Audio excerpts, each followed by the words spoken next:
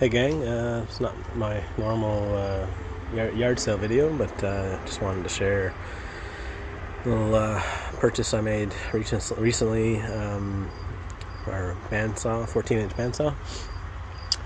It is an oldie, but made in British Columbia, Canada. It's a Rex cut, so a couple little things that I had to do to get it ready for use. Initially, it's been wired for 220. See the heavy-duty cabling on it and switch. Anyway, I don't have 220 in my shop, so I had to rewire this old. Can't really see it, but in there is an old GE motor that's 110 or 220, depending on how you wire it. Of course, normally when you take the cover off where the wires are, you'll have a wiring diagram on the back. Well, there was a homemade one. It was pretty vague. It's hard to tell a whole lot from it. So, of course, I got online, Googled it. There's no serial numbers on this old GE motor, so I had a heck of a time finding setup the same as mine. It's basically a 5-post setup in the ground. Took me forever to find anything close to that, and even when I did, it was part of a forum chat, and the image of the wiring diagram off the back of the panel that was in that was blurred, very hard to make out, actually impossible to make out.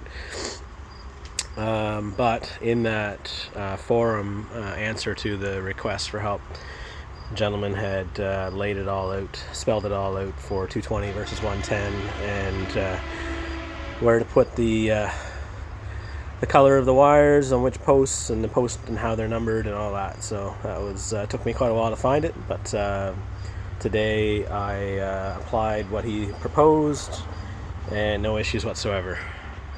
Works great.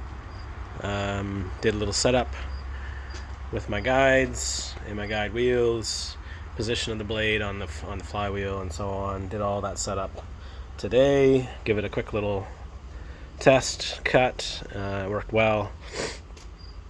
There was it's pretty rough what you see here. There was a guard missing here for the blade, and it was gone completely. So this, from this top cover to the bottom cover, was completely exposed blade, and it was really right near the on-off switch, which I thought was very inconvenient. I mentioned it to the gentleman when I bought this. Of course, he was buying it. It was his brother's, and his brother had passed a month or so ago, and he didn't know where that guard was. So what you see there is just a quick little makeshift guard that I put there. Covers the majority of the blade, especially in the area where the on-off switch is. It's just a piece of metal that I've had shaped, and I just reutilized 2 metal screws that were put in here that hold this panel, this button onto the neck here. So just reutilize that, and then put a quick little coat of black paint on it to make it blend in a little bit. Anyway, so I did that. Also, this had a bolt, and I put this quick little knob on there in place of that. Makes it a lot easier to work with on the fly, instead of having to get a wrench to tighten everything up. And this is for the fence. It's a little bit of a homemade fence, somewhat, but anyway, it's better than none at all. So nice little upgrade for me for bandsaw. I had a little 9-inch Canada King, but had issues with getting it to cut straight. So just a quick little test with this. Doesn't seem to be an issue with cutting straight. It has a brand new blade on it. But anyway, that's the scoop on my new bandsaw. Now the challenge is for me to get this moved to my shop, which is elevated a few feet higher than where we're seeing it here, and the casters are pretty small, and I've got to go through some grass. And so anyway, I've got a little dolly cart and another little cart, and thing is, this thing is from the 80s and it weighs a ton. Anyway, my son and I will take a stab at that here in a little bit, and I'll get it in my shop and get it set up. I got a space cleared out for it already.